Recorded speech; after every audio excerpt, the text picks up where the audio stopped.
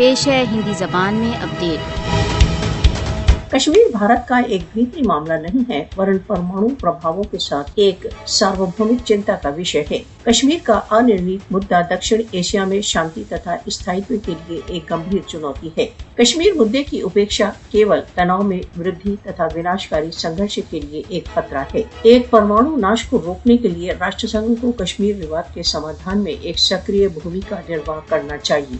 विलंब करने से कश्मीर विवाद के सार्वभौमिक सुरक्षा के लिए बहुत दूरस्थ प्रभाव होंगे। दक्षिण एशिया में अशांति को समाप्त करने के लिए कश्मीर का एक स्थायी तथा न्याय संगत समाधान अनिवार्य है। भारत द्वारा अवैध रूप से अधिकृत जम्मू कश्मीर में निरंतर बिगड़ती स्थितियां तुरंत अंतर्राष्ट्रीय ध्यान की मांग करती हैं। विश्व को कश्मीर में भारत के राज्य समर्थित आतंकवाद की उपेक्षा नहीं करना चाहिए। भारत कश्मीर विवाद के एक उचित तथा न्याय संगत समाधान के प्रयत्नों को निरंतर बाधित कर रहा है।